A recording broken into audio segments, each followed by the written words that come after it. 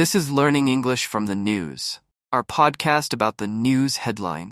In this program, banning teenagers from social media. Could this happen in Australia? Hello, I'm Phil. And I'm Georgie.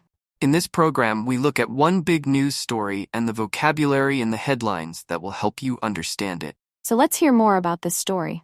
Okay, Australian Prime Minister Anthony Albanese has announced plans to ban young people from social media sites. The ban is likely to apply to children under 14, but critics have questioned whether it can actually be enforced. Also, some people are worried that this approach may block young people from information about important issues. And I have a headline here that talks about this announcement. It's from GB News. Australia is set to ban social media for children under 14. Enough is enough. That headline again. Australia is set to ban social media for children under 14. Enough is enough. And that's from GB News. This headline is talking about Australian Prime Minister Albanese's announcement. And we have this expression, enough is enough. Now, we all know what enough means, but when do we use it like this? We usually use it when a problem has carried on for too long, or become so serious that we just want it to stop. Yes, and often it's used when you're about to do something about the problem, isn't it? Yes.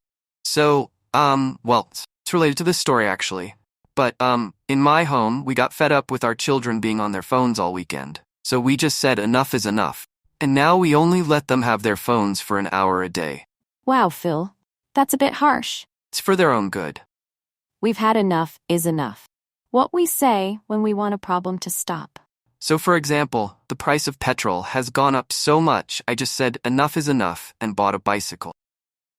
This is Learning English from the News, our podcast about the news headline. Today we're talking about a proposed ban on young people using social media in Australia. Now this measure is controversial and has been criticized by some experts in youth mental health.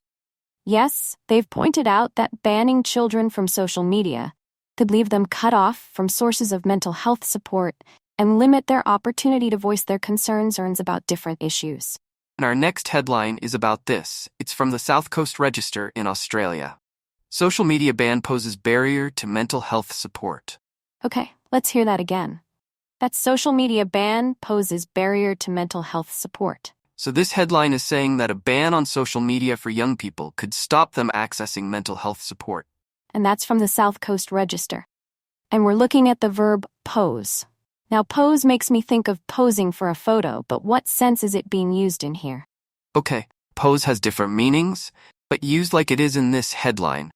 Pose a barrier. It can mean cause. That's right. So something can pose a threat, pose a problem, and in this case, pose a barrier.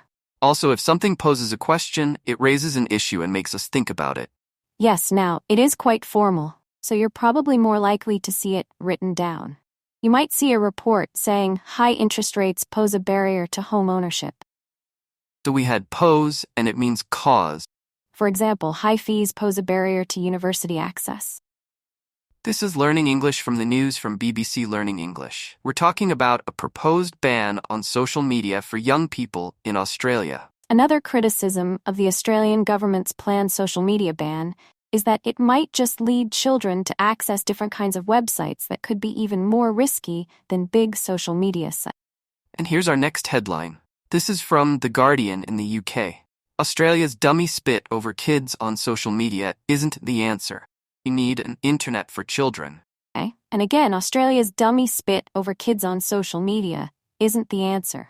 We need an internet, children.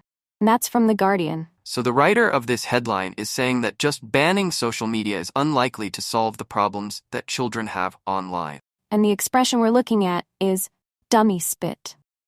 Can you tell us a bit more, Phil? Okay. Well, this is a noun phrase that's been taken from an idiom to spit out your dummy. Now, a dummy, that's what you give a baby. It's the thing that you put in their mouth that they can suck on to calm down. The idiom to spit out your dummy is not literal, but it refers to an angry reaction to something. It might also be suggesting that the reaction is a bit childish. And we actually have another expression with a similar meaning, throw your toys out of the pram, which again means you react in a childish or dramatic way. Yes, you wouldn't usually someone spat out their dummy if you agree with their reaction. Quite critical. Yeah, and perhaps if you thought someone was complaining unfairly about something at work, then you could maybe say, oh, they're just spitting out their dummy. So we had spit out your dummy to react in a childish way. Exactly. For example, don't spit your dummy out. I just asked you to tidy up.